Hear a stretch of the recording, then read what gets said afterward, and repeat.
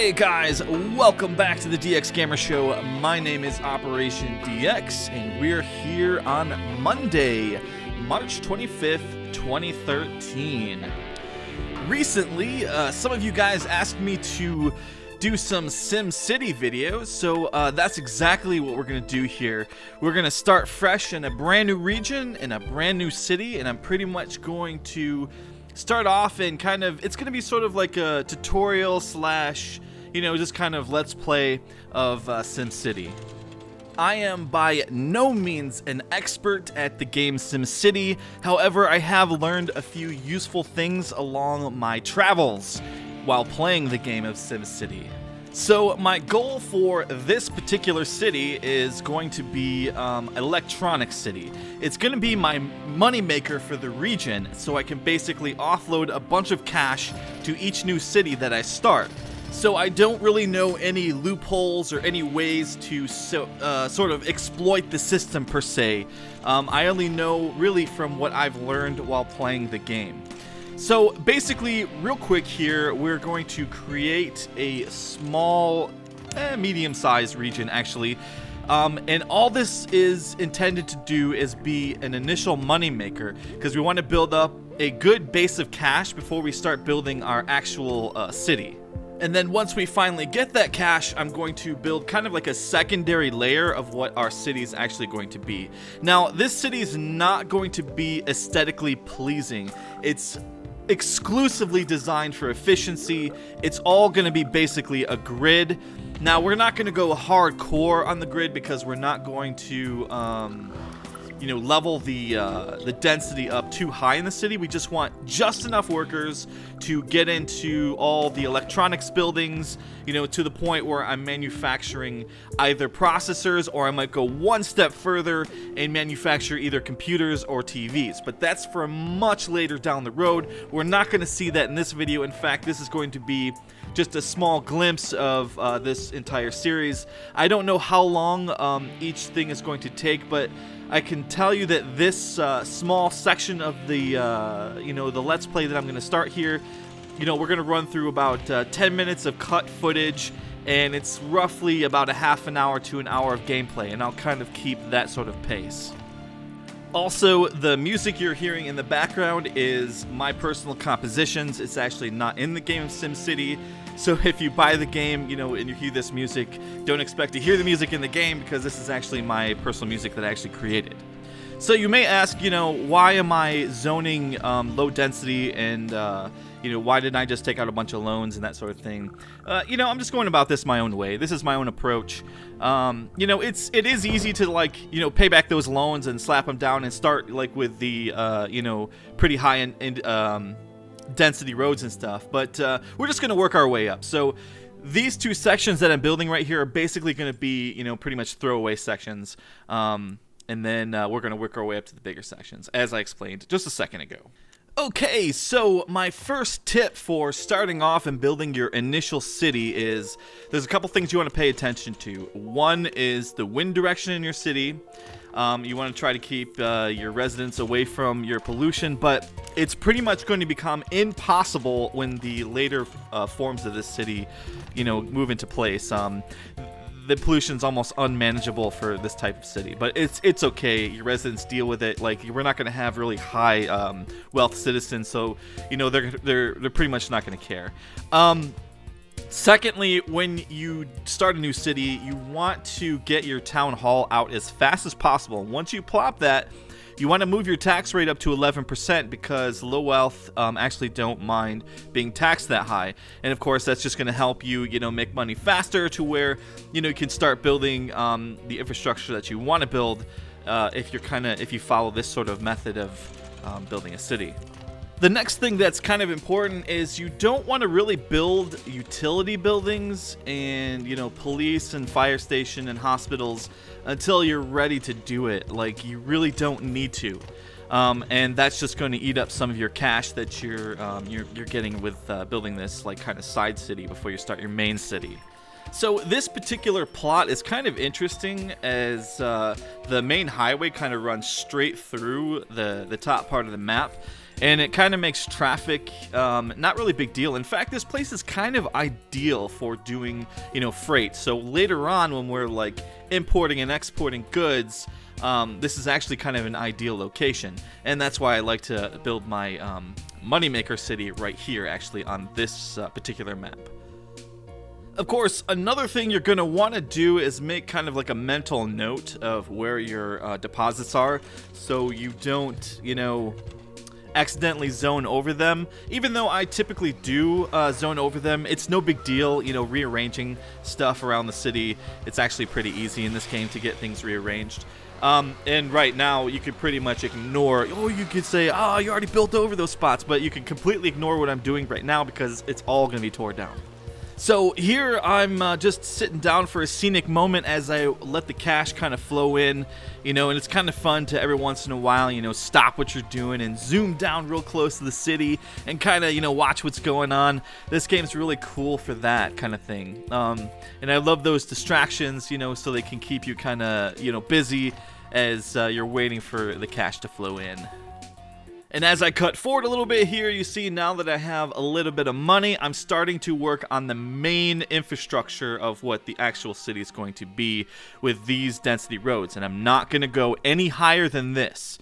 Because like I said, I don't want to have too high density. I just want to have enough workers to fill the jobs that are going to be required by the processor facilities and the ore mines and coal mines. Later, I'm pretty much going to wipe my entire industry, and the only industry that's actually going to be in my city are going to be those particular specializations,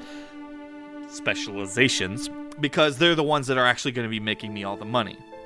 You also may have noticed I left a, pretty substantial gap between the edge of the map and actually there's railroad tracks there, and I'm actually going to do that on the other side of the city. What I like to do is stick my main services and buildings on the outskirts of the city, such as the garbage and recycling centers and that sort of thing, and I always leave room for them. Of course, space is always a problem in this game. You've got to really kind of work hard to, get as tight as a system together as possible because you really have a limited space to work with. And if I were, say, building a population city, which I will show later on, this is totally the wrong way to go about this. You don't want cross intersections at every intersections. There's actually a fantastic video on YouTube where a guy describes, I can't remember, maybe I'll link it in this video, but he describes that you need to have T's and L's on your intersection to get the most efficient traffic flow. However, I think that the traffic bug has been, worked on or patched, but I don't know to what extent.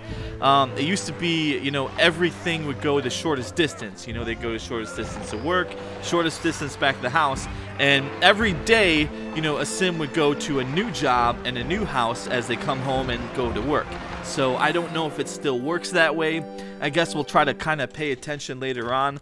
That's not what we're focusing on right now. But, yeah. Actually, population city is really the least of my concerns. I may go for that in the university city, which will be my second city I develop. I always like to go tech city, and then I fund into the education city, and then start researching the technologies that unlock, the regional stuff and unlock the better, police coverage and so on. And that will be the second city that we work on. But that's a long ways ahead. I mean, we still have quite a bit of work to do here, and like I said, this is going to be sprawled out through several videos, and we'll just see how that goes. So I'm starting to lay down road to shift my industry over to the center of the map because I'm about to wipe out the industry that I initially built. I actually shouldn't have built it there, but it's okay. We're going to shift it over into a higher zoning anyhow, so we can get, some better buildings. I think I'm going to stick my water treatment plant and pumps right over in this area. So before I plop them down, I'm probably going to check the area for pollution, because I don't think we spent a lot of time here with the industry, so we shouldn't have too much ground pollution. Of course, we're going to have quite a bit from the the X pump, or the pump that pumps out the waste. And you'd want to try to get rid of that as quick as you can. So the first building, or the first upgrade to the City Hall that I like to do is the Utilities building that gives you access to those things.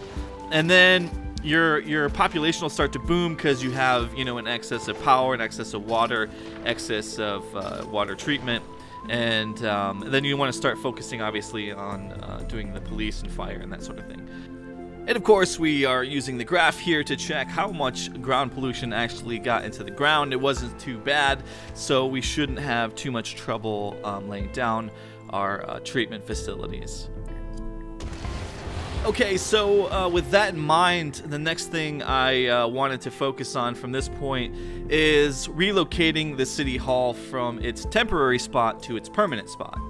So pretty much that is what I'm going to do right here. I'm going to lay down some roads in the higher density area, and we're just going to knock down the City Hall. Now when you do this, your taxes go back to 9%. So it's probably a good idea to pause the game, like you see me here where I've got the game paused. I'm quickly laying down the road, and then I'm going to plop the City Hall right back down. And, you know, you might get that red indicator on the side. You can still, you know, place some of the upgrades. And you can actually stack the upgrades, which I actually didn't know you could do. Such as, like, the Department of Transportation and the Department of Utilities. Obviously, some of the other ones that don't stack are, like, the Department of Education. The one that are kind of, like, odd-shaped buildings or whatever. But, yeah, once you plop that down, you just want to click on and make sure you get your tax rate set back to 11%. Because it pretty much has no negative effects whatsoever. Where you would run into trouble is if you have or start to get high wealth citizens. They simply will not put up with that 11% tax rate, and they'll just start moving out. And then you'll run into some abandoned buildings and stuff.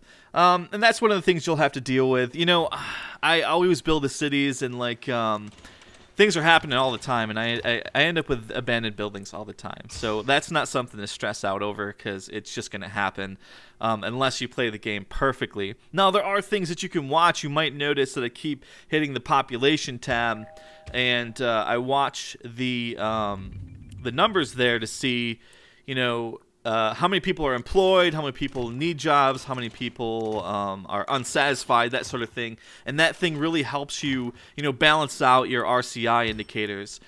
So as I continue to expand, I'm actually going to stop here pretty soon and take a look real quick at the thing I was just talking about and pretty much call it a video. So thank you for watching this first episode. Thanks for watching the DX Gamer Show. I'll see you guys next time, and take care.